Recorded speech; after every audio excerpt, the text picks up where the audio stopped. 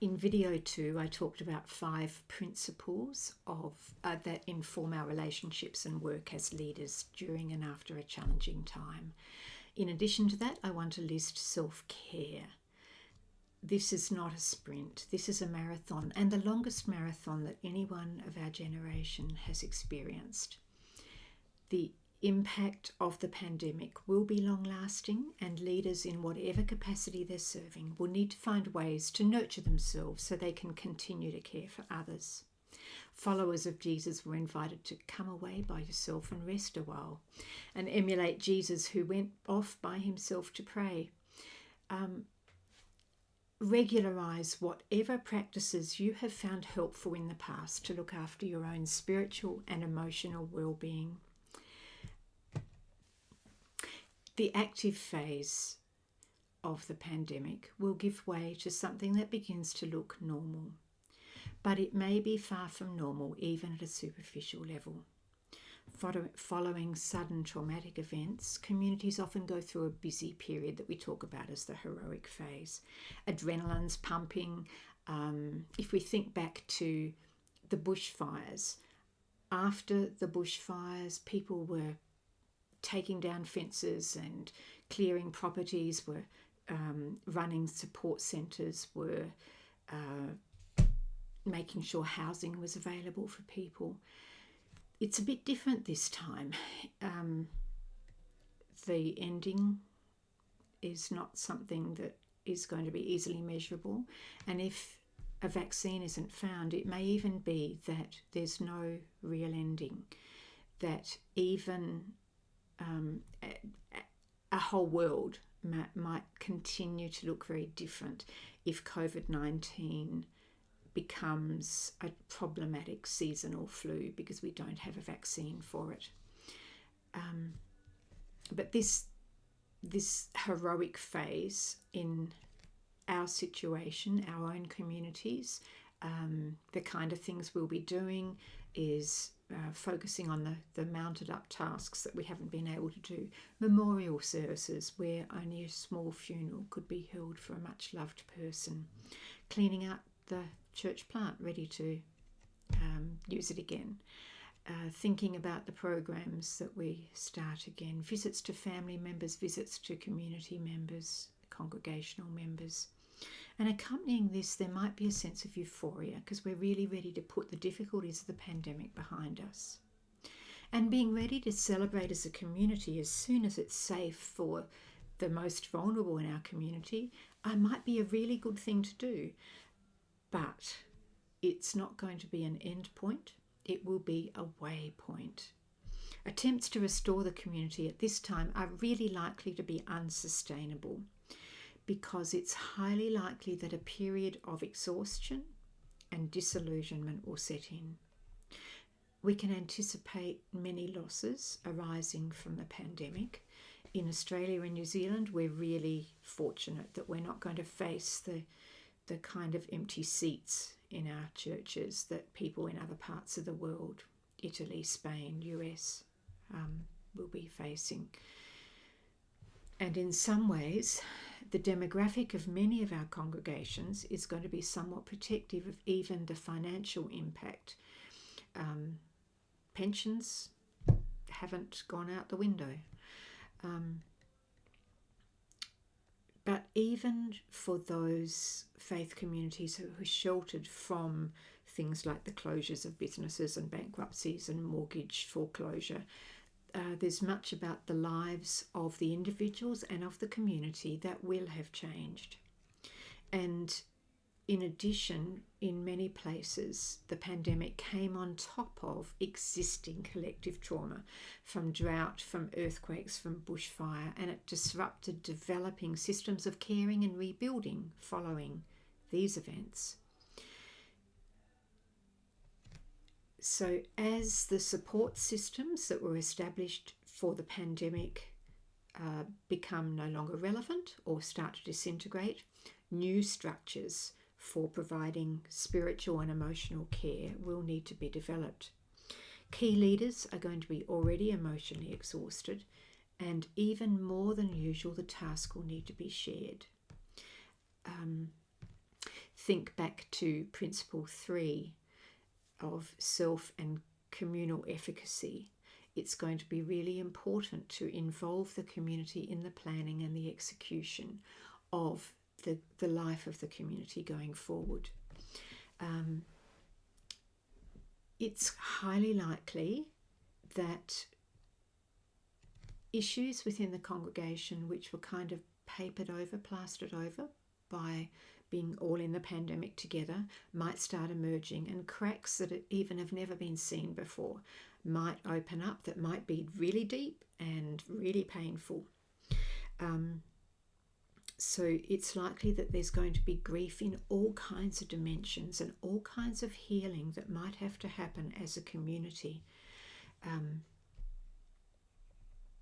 Alongside the community concerns, there's also possibly going to be complex individual pastoral situations.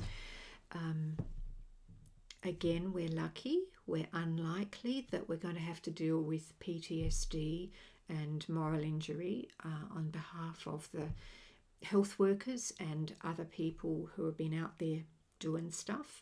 We just haven't had the same impact. However, we do know that domestic violence has increased in severity, increased in its what's the word for the number of times it happens? Frequency, thank you, that would be fine. And it's highly likely that there'll be an impact on relationships because of the increased use of online pornography, because of the separation that was happening, which meant that people's ways of functioning weren't being moderated by the people around them.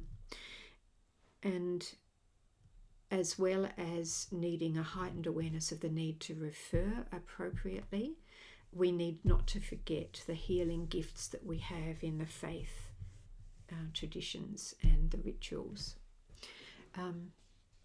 And this will be the time to begin deliberate communal meaning-making activities. It's part of the grief process, and I don't need to speak to you about grief. Those of you who are in ministry already have plenty of experience of dealing with grief, and all of the things that you know about that, multiply it by 20 and apply everything you know about ministering in situations of grief. But particularly when the blaming stops happening, so there'll need to be intervention probably to help people restore relationships, to help people think about what we hold, the values that we hold in common, and how those are what we focus on rather than he did, she did, they said, the things that are tearing people apart. So part of the response to grief will be very much that emphasis on the shared values and our shared hope. But particularly when the blaming seems to have tailored off, it will be time to start storytelling, gathering the stories of the individuals as they were going through isolation, and putting together the story of the community that starts, I suppose back with the threat, goes through the time of isolation and the months that then will have passed as we work at the grief, work at helping heal and create community again. I might be completely wrong. It might be that your congregation just goes back to business as normal or something, but well, we'll see. I'll enjoy having you tell me. Pulling together the stories of the community, the survival stories, might well provide the foundation on which to rejuvenate and revive the congregation. When rebuilding after a disaster, rarely does it look like business as usual. It's usually much more collaborative, and the most successful rebuilding is very collaborative, and we spend a lot of time on that in week 6. Patient, steady, focused on the best interest of the range of people who have been impacted by what's happened. And just as the pandemic brought out all kinds of creativity in our congregations, hopefully the rebuilding will harness that same creativity in a very deliberate way.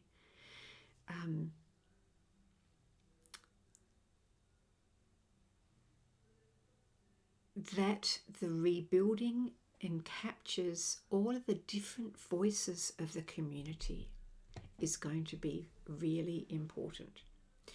Prior leadership and power patterns may well have been disrupted, and room has been made for others, and some careful leadership may well have to be happening so that bad patterns don't resurface. In some groups, there's going to be generational change. Those are particularly those churches that actually have at least one more generation below the elderly. It's quite likely there will be generational change because of illness, because of long-time servants, long-time gatekeepers now being willing to let go or pass the baton on, because there's been this period of fewer responsibilities. And it might be that as a congregation, it's time to examine the things that were done in the past and let go of those missional things which weren't achieving what they were intended, or in fact may be either irrelevant for the congregation and the community now, or perhaps are now beyond the skill, time, age level of the congregation. It's not that we've been in this for years and years and years, and yet the period of the pandemic is really likely to have created the kind of space that doing the same old thing for years and years had shut down. It will be good to think about as we go into this time of rebuilding and revisioning, reimagining who we can be, what we can hold on to that was good in the pandemic, how we can spread the leadership and creativity and vision right through the congregation, that while this is happening, crisis brings opportunity. And so the pandemic will have given us a chance to dream, a chance to kind of escape from patterns that have been established over years and years and years, and somehow we couldn't escape from them. With the old having been interrupted, we're open to the new thing that God is ready to have spring forth from us. And it might be that while we're going through this exciting time of rebuilding, rediscovering who we are and who we can be in this community and who we can be together and how we can be together, that ritual actions, times of celebration to mark transitions within this journey will be a good thing to do. And going back to the comment I made about storytelling, those occasions may well be times to pull out the story, to tell it, and to continue to reshape it and continue to use it as a vehicle for moving into the future that hopefully is one of building hope and being faithful to the vision of God's mission in our community.